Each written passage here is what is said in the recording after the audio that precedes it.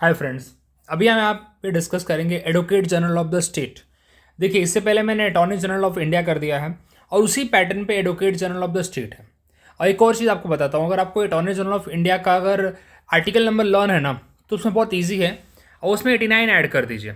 जैसे 76 attorney general of India का article number है, जिसमें अटॉर्नी जनरल ऑफ इंडिया के बारे में बताया गया है that he is appointed by the president of India. उसमें 89 ऐड कर दीजिए, आपको मिल जाएगा 165। आप देखेंगे, पता नहीं एक कहाँ से लॉजिक आया है कि आप जितने भी सेंटर के जो आर्टिकल्स हैं ना, उसके अंदर आप 89 ऐड करते रहेंगे ना, तो आपको स्टेट के आर्टिकल्स मिलते रहेंगे।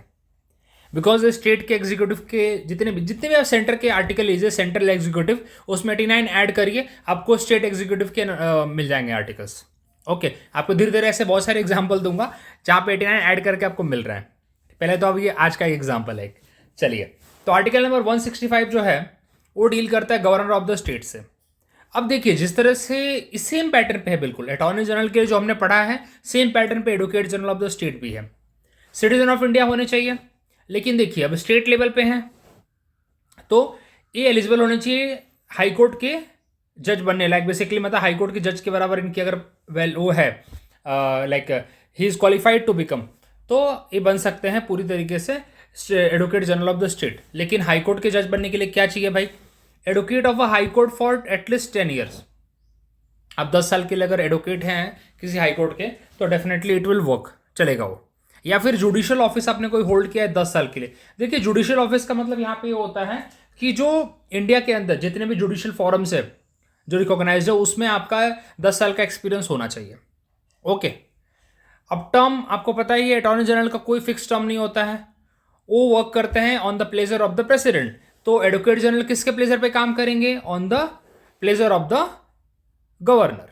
सिंपल सी बात है, कोई फिक्स टर्म नहीं है। जैसे मैंने समझाया था अटॉर्नी जनरल के केस में कि जब कोई नई गवर्नमेंट आती है ना, तो चेंज कर देती है, जनरली ऐसा देखा गया है। But it is the convention, it is not written in the book, it is not written in the constitution कि जैसे ही गवर्नमेंट चेंज होगी अटॉर्नी जनरल भी उनके साथ चेंज होगा। ऐसा कहीं नहीं लिखा है।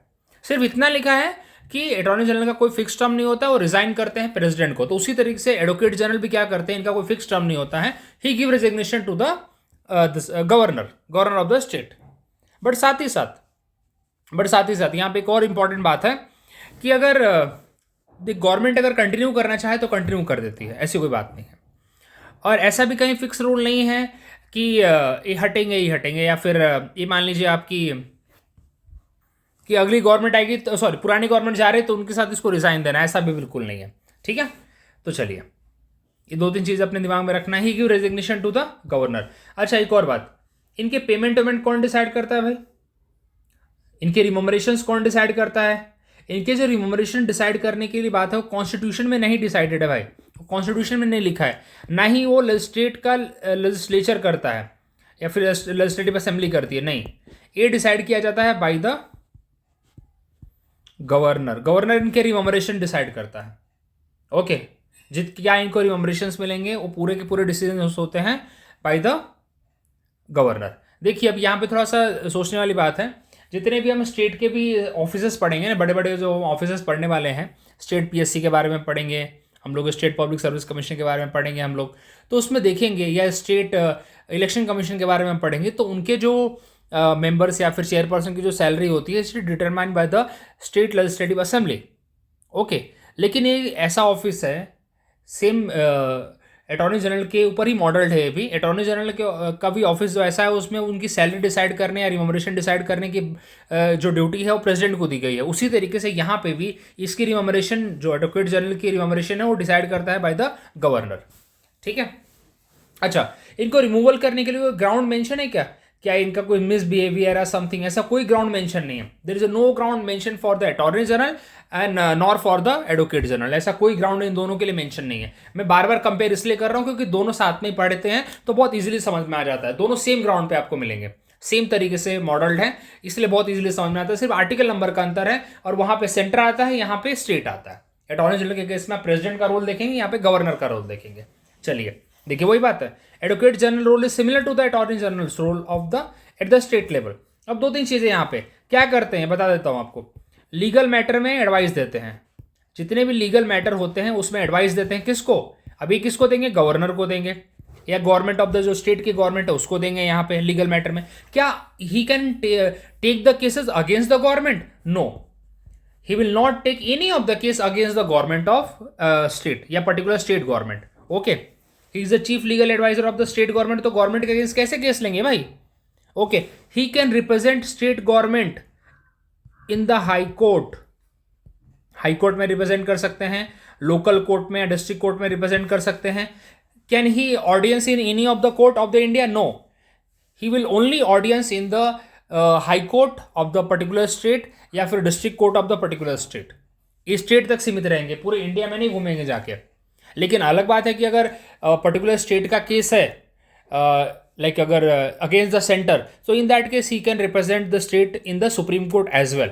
बट ऑडियंस का जो इनका है, मतलब किसी भी हाई कोर्ट में, सॉरी किसी भी हाई कोर्ट तो स्टेट में वैसे एक ही है, बट किसी भी कोर्ट में अगर जाके बैठ सकते हैं तो बिल्कुल बैठ सकते हैं, but with in the state होना चाहिए। जैसे महाराष्ट्र के जो एडवोकेट जनरल है, वो महाराष्ट्र के किसी भी कोर्ट में, महाराष्ट्र के जो हाई कोर्ट है उसमें जाके बैठ सकते हैं, ऑडियंस कर सकते हैं। He can also audience plus he can speak in the legislative assembly. Legislative assembly में जाके बोल सकते हैं, वहाँ पे टेक पार्ट ले सकते हैं, वहाँ पे प्रोसीडिंग्स में पार्ट ले सकते हैं, स्टेट असेंबली और प्लस स्टेट लेजिस्लेटिव काउंसिल दोनों में। क्योंकि आप देखेंगे कि ऐसे 7 स्टेट है हमारी कंट्री में जहाँ पे लेजिस्लेटिव काउंसिल भी है, तो साथ ही साथ ये दोनों में अटेंड कर सकते हैं, प्रोसीडिंग में पार्ट ले सकते हैं, बोल सकते हैं। लेकिन क्या नहीं कर सकते, ही कांट वोट, वोटिंग नहीं कर सकते भाई। क्यों नहीं कर सकते? Because he is not the member. क्योंकि वोटिंग करने का राइट सिर्फ एमएलएस को है, मेंबर ऑफ लेजिस्लेटिव असेंबली को है, या फिर member of legislative council, MLC बोलते हैं उसे, उसको है। ठीक है, तो ये क्या कर सकते हैं, he can take part, he can speak, but he will not vote. Okay, इनको जितनी भी इम्यूनिटीज मिलती हैं, he get all the privileges and immunities equivalent to the state legislature. तो ये सारी चीज़ें इनको मिलती हैं। तो ये सारी चीज़ें हैं। अब एक बार अगर इसको रिकैप करना चाहे तो कर सकते हैं। आर्टिकल नंबर 165 इनसे रिलेटेड है।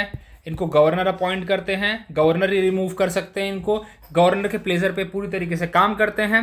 और क्या है, इनके लिए कोई ग्राउंड मेंशन नहीं है। हाई कोर्ट के जज के बराबर इनका मतलब क्या बोलते हैं, क्वालिफिकेशन चाहिए। जो हाई कोर्ट के जज की क्वालिफिकेशन होती है यही, वही इनके लिए भी क्वालिफिकेशन चाहिए। 10 साल एडवोकेट होने चाहिए हाई कोर्ट में, या 10 साल की जुडिशियल सर्विस होनी चाहिए। ठीक है, और क्या चाहिए, और एक क्या बोलते हैं, इनके लिए ऐसा कोई ग्राउंड मेंशन नहीं है। तो अब ये भी है कि एक गवर्नमेंट टू गवर्नमेंट चेंज, देखिए कोई कन्वेंशन है, ये पूरा का पूरा कन्वेंशन है गवर्नमेंट टू गवर्नमेंट चेंज होने का। तो ये डिपेंड करता है कि गवर्नमेंट आगे कंटिन्यू करना चाहती है कि नहीं करना चाहती, बट इसके बारे में कोई मेंशन नहीं है। सिर्फ इतना मेंशन है कि he work on the pleasure of the governor. ठीक है, अच्छा, he can also take part in the proceeding of the high court, ले सकते हैं। ये चाहे तो लोकल कोर्ट या डिस्ट्रिक्ट कोर्ट में जाके बैठ सकते हैं, ऑडियंस बन सकते हैं, बिल्कुल ये सारा काम कर सकते हैं। क्या सुप्रीम कोर्ट में एज ऑडियंस जा सकते हैं? देखिए अलाउड तो नहीं है वैसे। ठीक है, तो ये सारी चीज़ें हैं। So thank you very much, यही था पूरा इनके बारे में। मिलते हैं अगले वीडियो में।